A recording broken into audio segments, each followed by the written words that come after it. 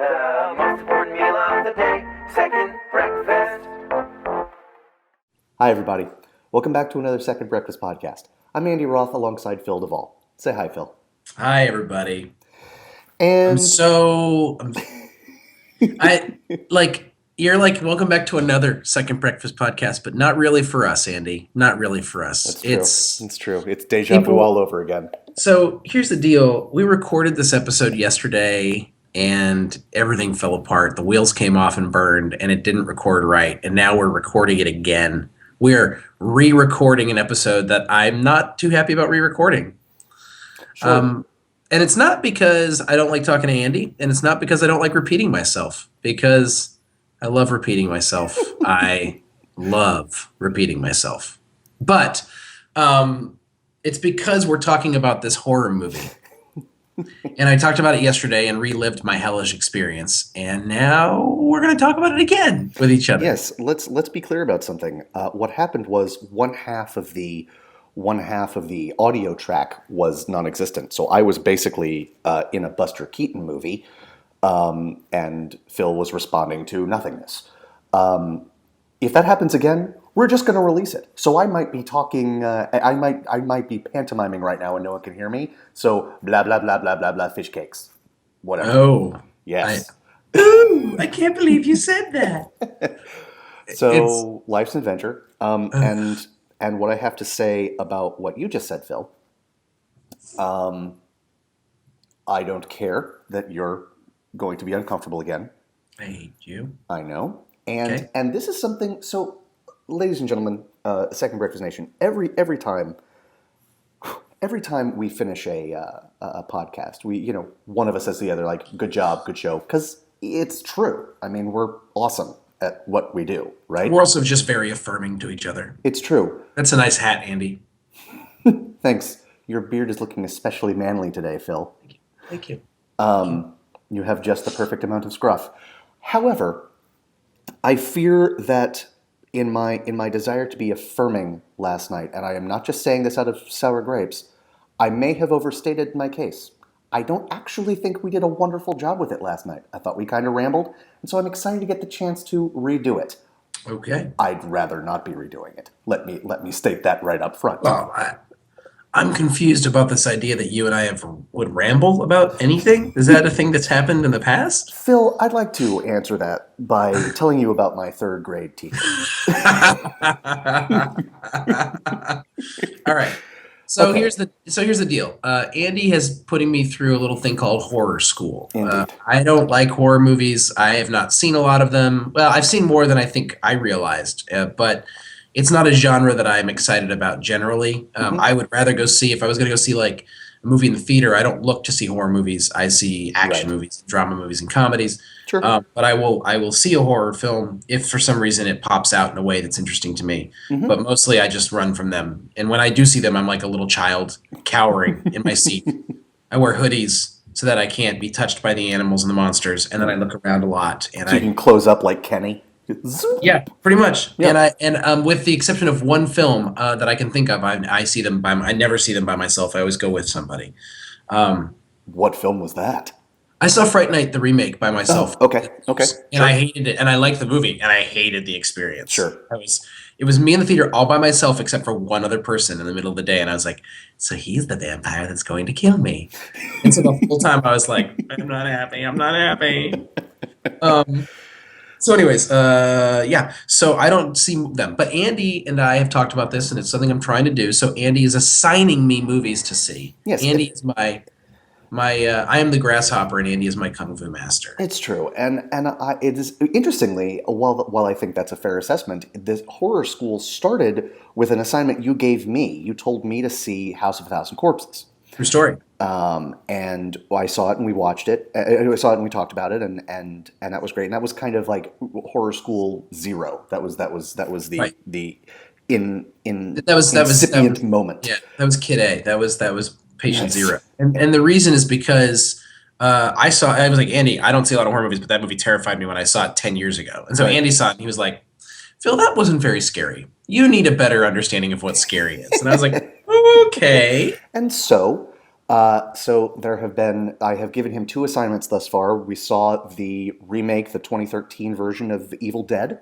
Yep. and then I tasked him with watching The Omen. Yep. And now this is movie number 3, a little Spanish ditty I like to call, because its title is Rec. And it's stylized as like the rec, the record button and light on a video camera. Yes. Right. Or as they say in Espanol, recordar. Recordar. Yes, indeed.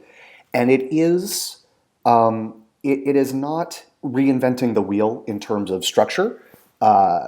It's a fair it ascribes to many common tropes. The storyline is fairly simple. A fetching news reporter. She is fetching. Fetching, yes, indeed. Angela Vidal is her character name. I don't remember the actress's name, but that's okay. She Manuela Velasco. Thank you for that. Well, you're welcome. And here's the deal. In addition to being fetching, she is excellent in this movie. Quite. She is the star/host of one of these like public interest shows, like late night cable, like and what it is while you're sleeping, basically. And so she goes around, like the conceit is apparently like she goes around and like covers the night shift, and she'll talk to sanitation workers who are working the night shift, or people who policemen on the night shift and things like that. And this episode, she is in a firehouse, and she's like, what do firemen do at 3 a.m. when they're Right. working that shift? Right. And so there are 2 characters. There are 2 sort of central characters from the very, very beginning, and one of them you don't see, because in addition to Angela, there is her cameraman, Pablo. And that brings us to, and we'll talk about this more in a minute, this is a found footage horror movie. It is, which immediately will turn some people off. Yes. When we talk about it in more detail, and we'll even define it when we talk about it, I hope we talk about the fact that it's done as well as a found footage movie can be done. And We won't talk about that. You're the worst. I am very bad at being a person. And so they go, and frankly, it's kind of a boring night. Nothing's happening. And so Right. when they get a call, she's very excited and she wants to go along with them. And they let her do a ride along. And she and Pablo go into this building. And all it is, it's not like a fire. It's not a house, building burning down. It's a woman is trapped in her apartment. And it's a step up from Kitten in a Tree, but it's still, not likely to tax anyone's abilities. Yeah. So she and Pablo go into this apartment building, and they go in with. Oh God! I didn't think it affected me as much as it did. I really didn't. I understand. And they go in with a couple of firemen. So there are 4, and they are met by a policeman, so 5, and like the security guard for the building. So there are 6 people who come into the building. They come in. No, they come into the house, into the apartment. Right. They're met there, and they go into the house, the unit, the apartment, and once they go in, to be blunt, all hell breaks loose. Literally, they are not allowed out. The building is quarantined. As the religious authority of this podcast, let me just say, literally, all hell breaks loose. This movie is like it is hellish what happens to these people. Yes. Like it is like from hell what happens to these people. Yes. It's not good. No. So what do we want to give away? Well, okay. Here's the thing that's true about horror movies. They very rarely end well. And I don't mean like the faculty with which they are made. Like, they have good endings, they're just not happy endings. No. There are horror movies where... Well, can I give you the happiest ending of a horror movie? Please. The happiest ending of a horror movie is that not everybody died. That's the happiest ending. The Yes. happiest ending possible. So there's the happiest ending is that there's more than one person that survives. Yes. Like that there's maybe a group of people that survive, like maybe, and you're like, Yes. whoa, that group survived. Yes. But Yeah. but there's still numbers of people who were massacred in some disgusting way. Yes. Okay. Yes. If more than Then one this- person survives, it's astonishing. And here's how ingrained. And then generally, a happy ending is one person survives. That's right. That's right. And again, that means they survive to go on to like levels of therapy that no one has ever thought about. Ever. And they live in a corner just going, I can't. Right. Right. Spoiler, there's a survivor from the Texas Chainsaw Massacre. That is not a happy ending to that movie. Ooh. So here's how ingrained that trope is, right? Zombieland, which is not a horror movie. I was astonished at the just the number of people who survived that movie. The number of people out of our core family, if you will, that survived that movie. Astonished. I couldn't believe it. Happy because I liked the people. But you said it wasn't a horror movie, but it is clearly following a horror movie Exactly. like motif, you know? Yes. Yes. So I guess that's an extraordinarily long-winded way of answering your question. Like, I don't want to say explicitly what happens at the end, but guys, Lots of people die. lots of people die. Lots of people. People you care about die. People you don't Most care of the people that you see die. about die. Indeed. Indeed. And yeah. Talk about the monsters a bit. Okay, so here's the deal. Like, they come into this apartment and there's this old woman and she's got blood all over her. It's kind of weird. And she's making weird sounds and you're like, this isn't good.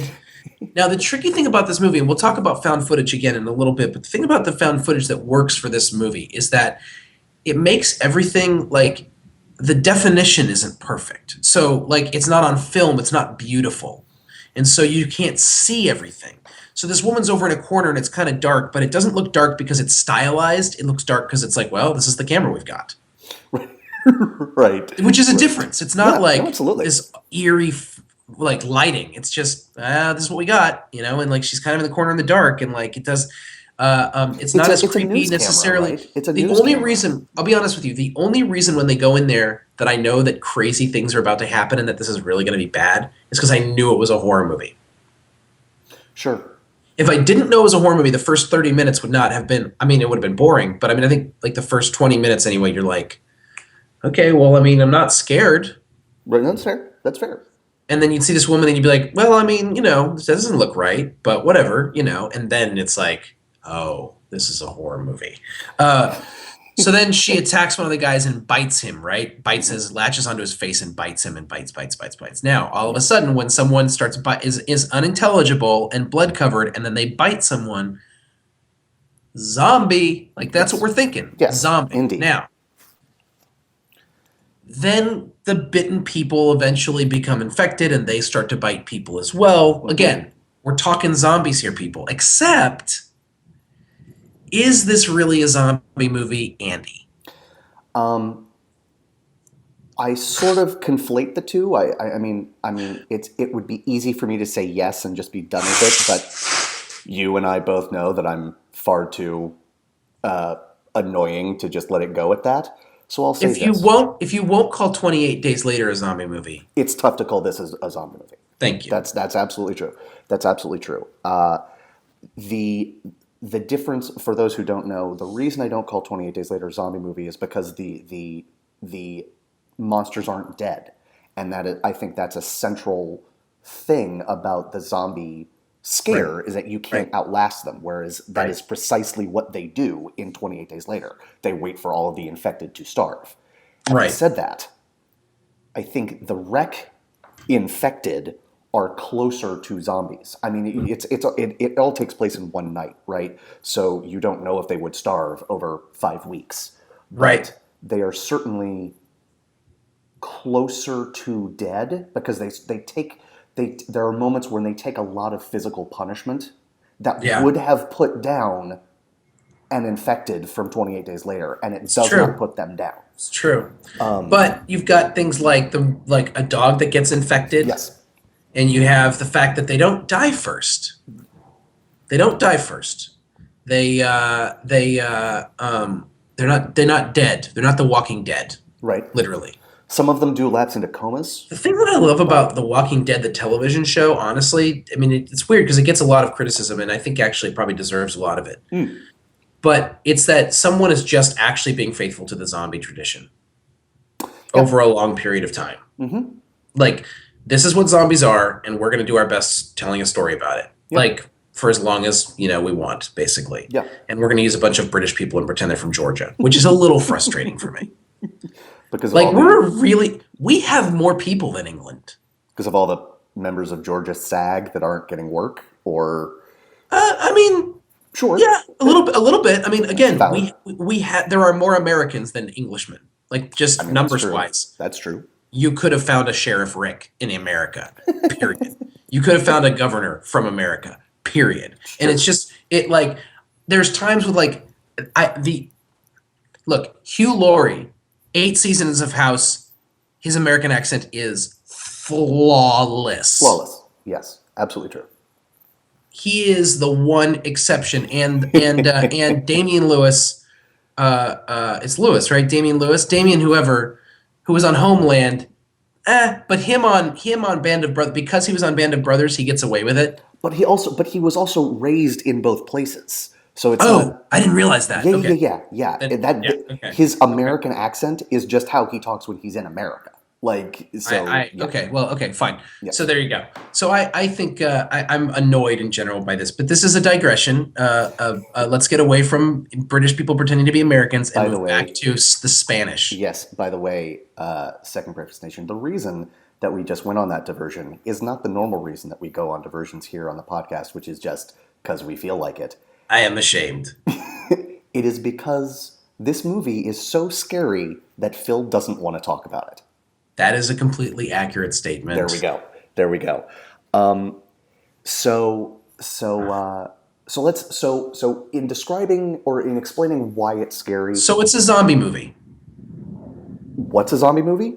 It's a zombie it's a movie. zombie It's a zombie movie. Okay, here's the deal. It's not a zombie movie, but it is. And here's what we have to deal with, right? Is that it doesn't follow our definitions of a zombie movie, but regardless of our definitions and our purest attitude about it, like it has people biting other people who get infected and then bite other people. Yes. And Yes. and that's the manner by which people, and then they die and everybody dies or somebody dies, whatever. Yeah. Like, that is a zombie. That is sort of the subgenre of zombie movies that Yes. we've got accepted. Yes. So there's that reality. Like, And regardless of what we think or George Romero would think or whatever, like, there is a whole subgenre of zombie movies. there's a subgenre of zombie movies where they run fast. There's a subgenre of zombie movies where they are unkillable. And Right. people, especially these days with The Walking Dead, more and more people are conditioned to shoot them in the head, and that kills a zombie. Which brings me to okay. Here's the deal. While I was watching this movie, Yes. here's something that's now that with the sort of all these new zombie movies that are coming out, and there's all this zombie stuff coming out with all this sort of this flush of zombie things. Every single zombie movie requires that people have never heard of zombies, and it drives me a little crazy at this point. Sure. Like, the whole time I was watching this movie, I was like, "You guys have heard of zombies, right? Don't let them bite you. Shoot them in the face." Like, what am I? Am I the only person here? Like, come on. But that's what's funny is, like, they exist in a universe where zombie movies have never existed. That's fair, but let me posit this. Even if I didn't know about zombies, if someone's attacking me, I'm going to try to not let them bite me. I mean, that's Just a given. Like- But then, if they're trying to bite me, I'd be like, "He's trying to bite me. I'm going for the head." right. I will shoot the thing that is trying to hurt me. But also specifically in the head. Yes. Or, for example, were I to shoot them, say, in the center mass, and it didn't stop them, I wouldn't be wouldn't- like, I wouldn't stop trying to shoot them elsewhere. Somewhere Yeah. more important, for example. like the head. Oh, the head, right? The head. Right. But they The do this in left superhero. They do elbow. this in left elbow. They do this in superhero movies as well. They're like, wait a minute, you're telling me that like you have different kinds of powers than other people? What is this? It's like, Right. have you read a comic book? This is a superhero. At Right. least that's what I love about Unbreakable. Is they're like, we live within this world where we've all heard of this, and it's actually true.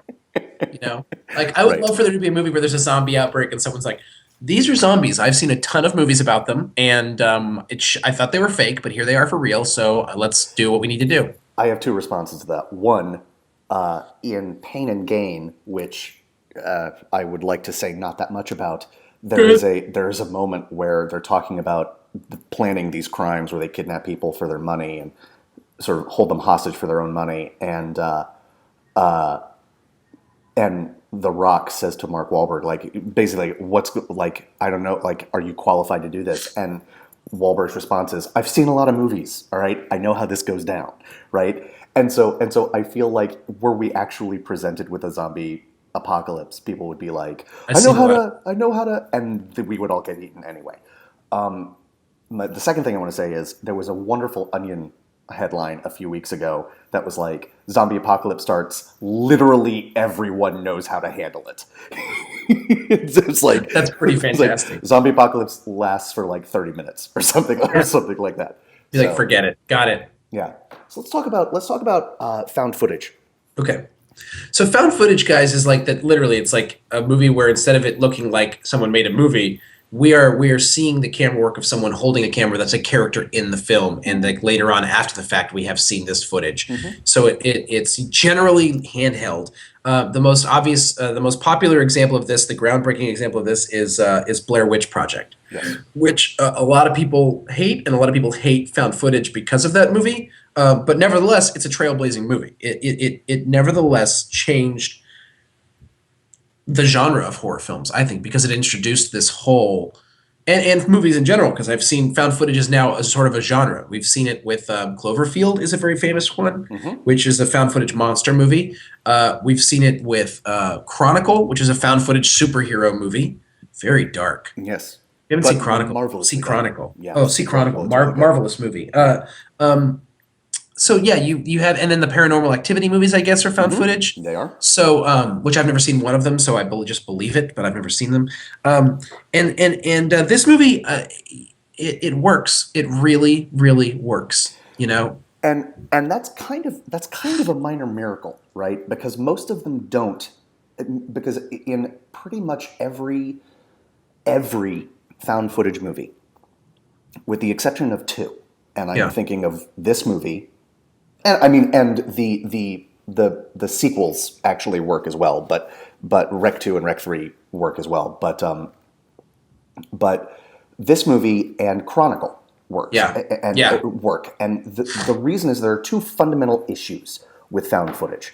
The first one is, I don't know about you, and maybe I'm more susceptible to this than most people, but shaky cam drives me up a freaking wall.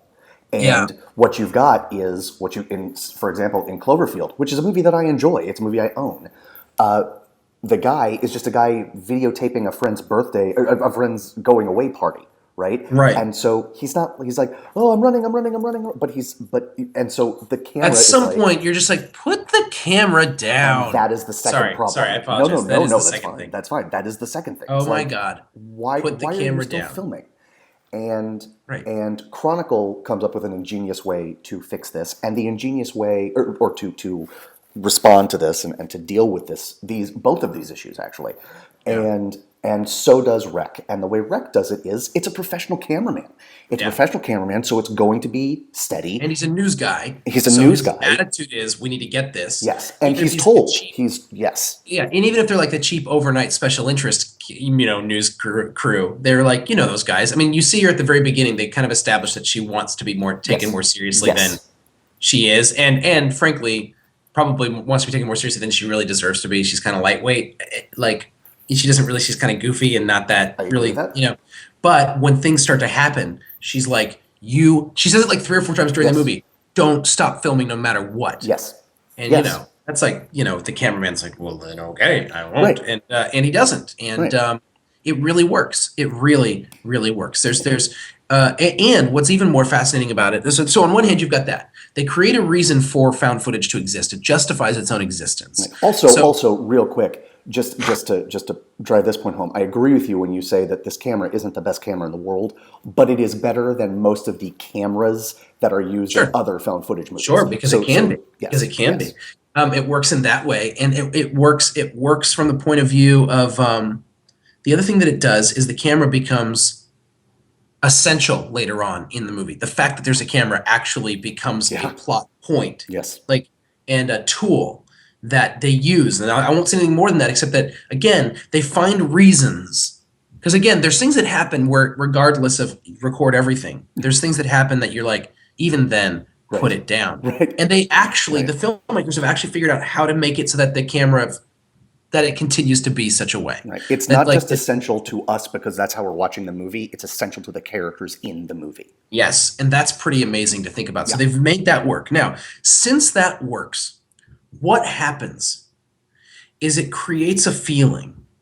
A couple things I want to say about what happens. One, I talked about the grainy footage. This actually works in its favor because it's, first of all, it's not that it's hard to look at or ugly. It's perfectly fine, but it's not super high def. And what that does is it makes it less gory. And this movie is scary. And there are moments of gore and blood. There is blood. It's not a bloodless horror movie, certainly. It's not, but it's not reveling in it. Right. Right. And there's not like the high def, like, like stabbing in the kidney or something. It's not like high def gore. So that actually does change things. It's less gory, I would say, than any of Romero's zombie movies except for Night. First one. Right. I think that's probably true. That's probably true. The other thing that it does, and this is what found footage is meant to do, but I think it does it so it puts you in the movie because you're seeing everything from the point of view of one of the characters. Now that's what found footage wants to do in general. Right. But but this movie, with the exception of a couple cuts, especially once the action starts, there's not a whole lot of cuts. It's true. And so what it does is it gives this sense of immediacy. It gives a sense of immediacy where everything is happening, and it's like everything is happening right now, and like you can't, like, that the cameraman's not pausing it. Right. He's not gonna. Right. Because there's no time to. Right. It doesn't give you a break. So the way that it's shot ends up being part of the storytelling in a way that works really well for making the movie, ready for it, scarier. Yes. Is it scarier because you don't get a break because the cameraman doesn't get a break? Right. It's the immediacy that is engendered by found footage is always interesting, but the problems with found footage often get in the way of that, and because they have taken away the issues with found footage with the with the conceits that they use in this movie. Right. The immediacy, it hits you full front. Yeah. And it's just nonstop. You don't have a chance to break. Once the beginning is kind of like, okay, this is happening. I wonder what's going to happen. When's it going to get scary? And then once it starts, it just doesn't stop. It just doesn't for the next. And really, 70 the movie minutes. just sort of unravels. Yes. The movie doesn't unravel. The storytelling's fine. Yes. But what happens is an unraveling. Reality unravels. Everything. Yes. And it literally, by the end, you are just. It's less than an hour and a half long, right? It's like 80 something minutes. It's around there. I'm not sure, but it's 85 minutes. The first 7 minutes are boring. They're supposed to be, right? But once they go into that apartment, yep. So say it's 7 minutes, right? The remaining 78 minutes are scary. They're just scary. The other thing that I like that they've done with found footage, and this is something that found footage could always do, but I can't remember another case where this happens. Roger Ebert used to say, and this movie is 78 minutes long. 78. So 71 of those minutes are scary. Yes. It felt like a 2-hour movie because it's totally relentless. Right. So Roger Ebert used to say, and he didn't just say it about horror movies, although it happened a lot in horror movies, that very often, this will be the frame that you're looking at, and someone will be standing in that frame looking off in the distance, and then the frame will shift, and there'll be someone now in the frame, and the original person will be surprised, which scares, if it's a horror movie, it scares the person and it scares the audience. And Ebert was always like, I know why it scares the audience, but why does it scare the person? They're in the same room, Right. Like but with found footage, you are looking at what the cameraman is looking at through the viewfinder, and that is That's right. it. So when he That- turns but what's- around and is yeah. surprised, it doesn't That's matter. 'cause Yeah.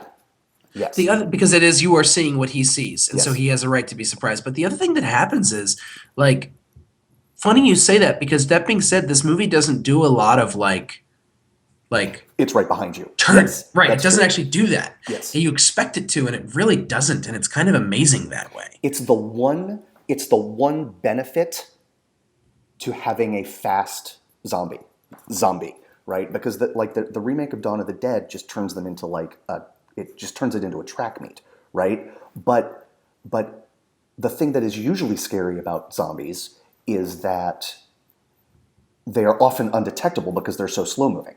But Right. this, because it doesn't matter if they're undetectable or not, because you're in a confined space and you're quarantined in, Right. it doesn't matter if they're undetectable. So Right. so what's scary is not, oh, it's right behind you. It's Right. wherever they are, if they figure out where we are, they will be on us instantaneously. Now, there's one other thing I want to say about this movie, because I want to give you guys a sense of what kind of a horror movie it is, because I don't know if you want to see it or not. I mean, it's scary. Yeah. Not super gory, but very scary. Yes. And not, again, still gore, just not super gore. Right. It's not But the point scary. of it. Yes. It's in Spanish. We may have said that at the beginning. It's made in Spain, hence the Spanishness of it. With the rain on the and- plane. Just like that. Just like and that. it is scary, scary in Spanish. So if subtitles bother you, get your life together Right. and learn to read. But then the other thing I want to say about it is, okay, it follows a haunted house structure actually in a Yes. very strange way. Yep. And what I mean by that is, in Halloween, people will actually do their houses like haunted houses. So you go to something and it's a haunted house. That's kind of lame. But there's an amusement park in Orange County. It's, I think, the first amusement park in California, called Knott's Berry Farm. And Knott's Berry Farm, once a year, I think for like a month, Knott's Berry Farm transforms during Halloween to Knott's Scary Farm. Now, during the day, it just looks like they've got all the cobwebs, and it looks just like all the stuff is set up for something horrific. But it's still just a normal amusement park, just Halloween themed park, and you can take your kids there and do all that stuff. Oh, At okay. some- Okay, interesting. Right. All right. But at some point during the day, towards the end of the day, before it gets dark, they close the park. Like halfway through the day, they just close the park and they kick out everybody. And then you have to have tickets to get into Knott's Scary Farm, and you cannot be a child. Okay, I think you have to be 12 at least to go, or That's 13 amazing. at least to go. That's amazing.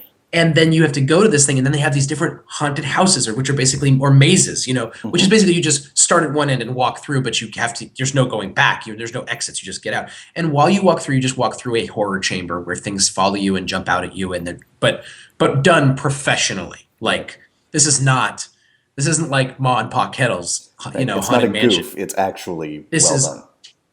Terrifying. And then while you're walking around the park from place to place, there will be people hiding in bushes, like with chainsaws, and they'll jump out and be like, ah, I mean, it's like, you have to go and be willing to put yourself in. I mean, this is the kind of thing I think you would love. I went when I was 15, and I was like, never again. So anyways, I guess what I'm saying is that the great thing about those mazes is you go in one end and you got to come out the other. In this movie, they quarantine. We didn't really mention this, but the people get into the house, and within 10 minutes of getting into the house is completely sealed off from the outside. And they Government know agents have- it. And they and know it. Like, so they're yes. quarantined, and they have to try to find a way out because they're stuck inside with these things. At first, they're trying to get out because they're trying to save people. Right, real quick. Then they're trying to get out because Yes. they're trying to escape. Yes, real quick. I want to mention that as well. Just going off of that, something that I really appreciate that this movie does that, frankly, not a lot of horror movies do. There aren't a lot of dumb decisions made. Really? Right? No. Like when it comes time for a normal person to be like, I am getting the H out of here. They're like, I'm leaving Getting the building. the H out of here. Right. Yes. I mean, And I then think they I find think they the I think can't the because main of the character and the camera worker. There were a lot of times when I was like, "Oh no, don't follow them. Just stay where you are." Right. But they play this whole "we've got to cover, got to show the truth" thing, and you can see how that it's plausible. Yes. But the And movie frankly, literally if they had starts stayed at the where bottom they- floor. Yes. Yes. The movie literally starts at the bottom floor and moves up each floor, Yeah. and ends at the top floor. Yes. Like that's how the movie, like it literally functions like that. I mean, it goes up and down a couple times between the first and bottom floor, but then after that, it goes just to the top. Yeah, Like they are just this working their floor, way. nope. This floor, Yes. nope. This floor, nope. Here we go to the top. Like what a and ends there. Yes. And what happens in the final scenes? Again, the way that they use the camera is amazing. It is amazing, guys. It makes the movie terrifying, and beyond that, it is one of the most evocative and just bone-chilling final scenes that I've ever. Yeah. Yeah. It's just You know, a lot of horror movies, most horror movies, I would say, there is some sort of reprieve. There's, you know, if it's a Yep. vampire movie, there's probably going to be a scene or two in daylight, right? Yep. Where he's like, okay, Yep. whew, I can catch my breath, right? Or the reprieve will be structural. Most of the time, that's comic relief, you Right. know. And this is not. And I'll talk about this in a second. It's not a nihilistic horror movie. It's not right. misanthropic, No, but there is no reprieve. that's Once a different it's- thing. Right. once There's no it's- reprieve yeah, for the audience. Right. Well, There- and yeah, it is it.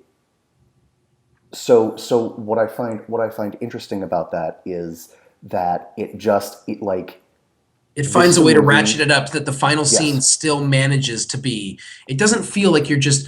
You Right. don't get numb. You don't get numb. right. It really it ratchets it up from scene to scene. Right. Which is Okay. important. Which is important because we've all seen those action movies, right?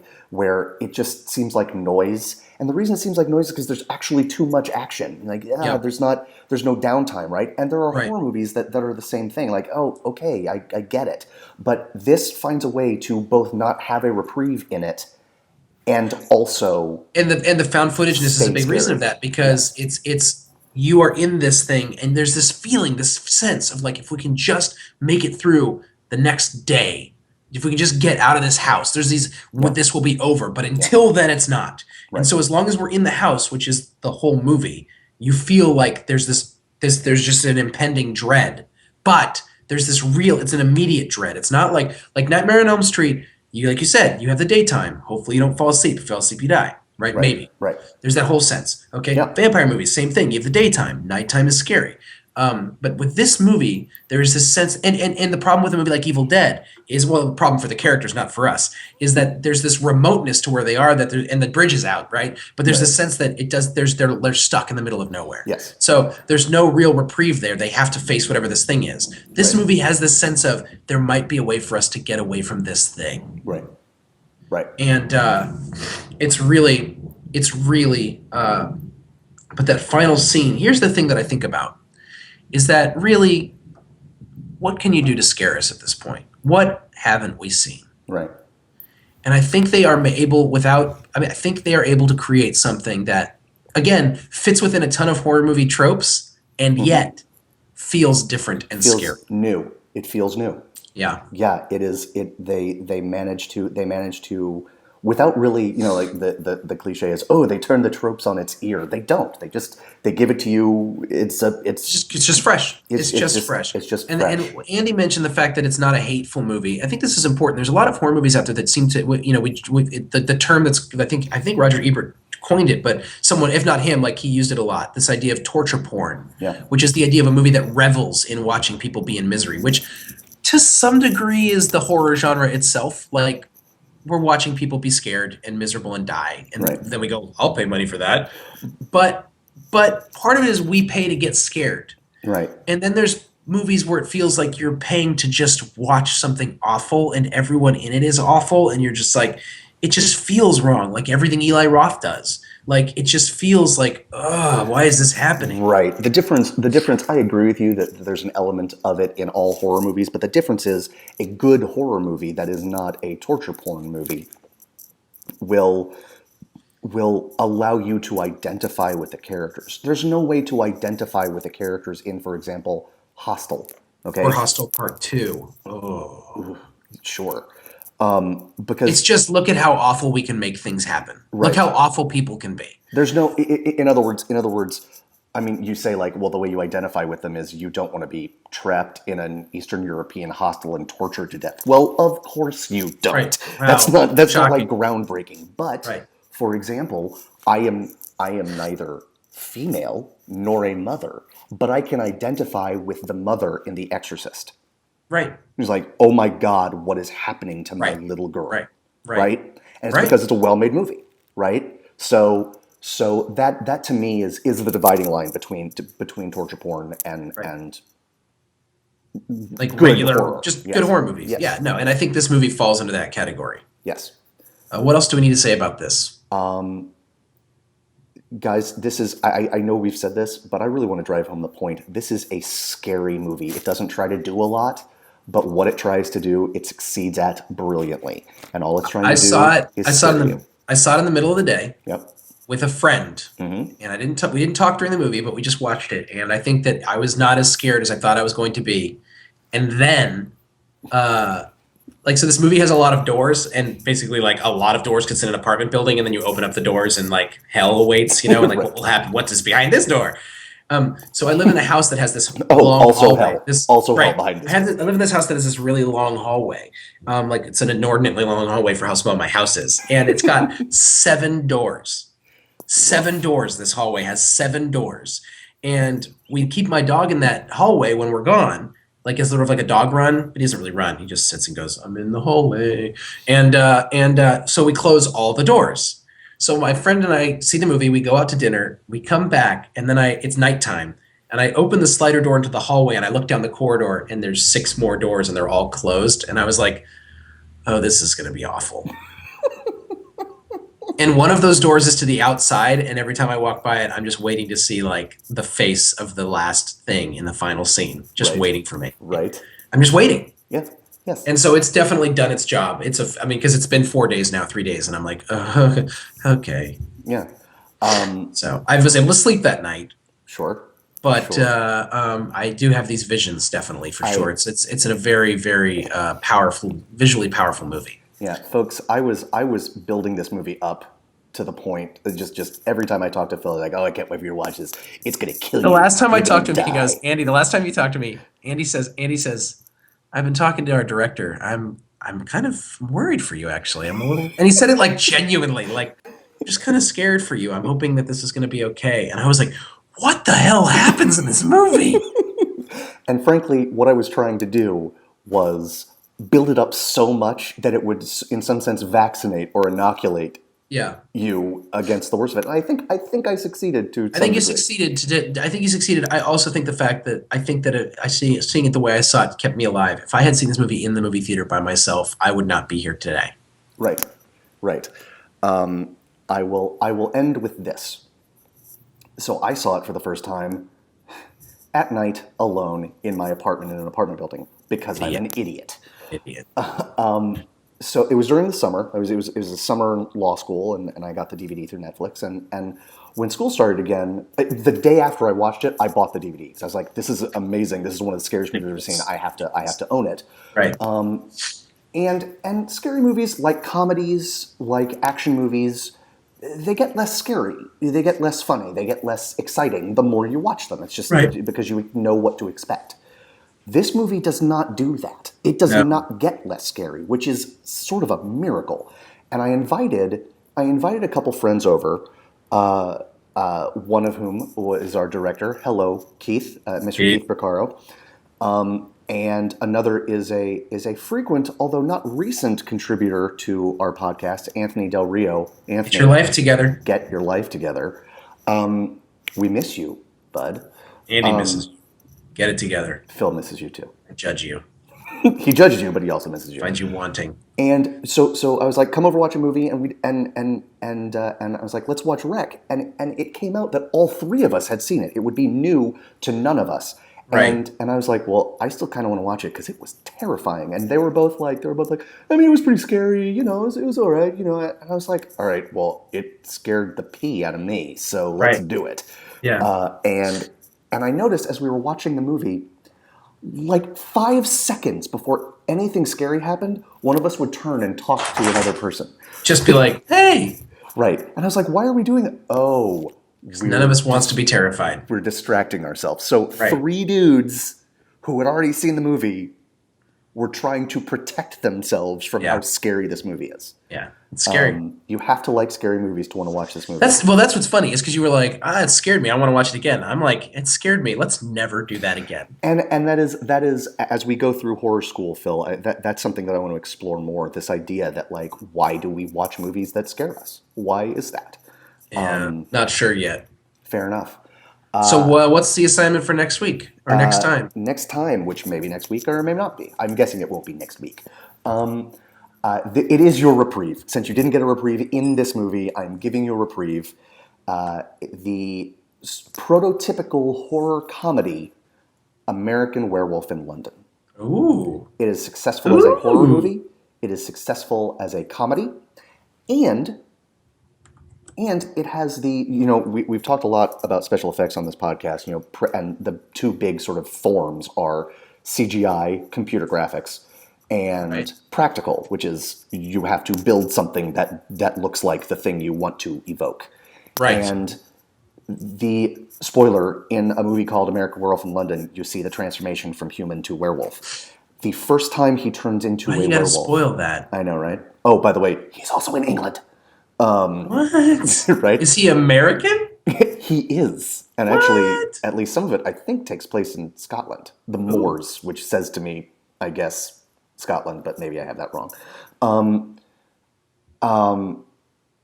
The transformation to werewolf is the single greatest practical effect Well, I've it's ever famous. seen in my It's famous. Yes. Like I've heard of it, never seen the movie, and I've heard of this, and I've even seen bits of it because it's so important. It's So I'm literally a seeing- special effect that is actually important. Like Okay. in the history of Well, I'm movies. looking forward to this, and it's on Netflix Instant, so the chances are that I'll actually watch it this week. Oh, We'll see good. what happens. Good. Yeah, we'll John see. Landis directed it. It's great. Johnny Boy, Indeed. JL. And so that's this installment of Second Breakfast Horror School. See Rec if you like being scared, because it will do that to you. See American Werewolf in London, because if you like horror or you like comedy, you will like that movie. Okay. And until next time, guys, class dismissed. Nice. Bye-bye. Bye, everybody. The most important meal of the day. Second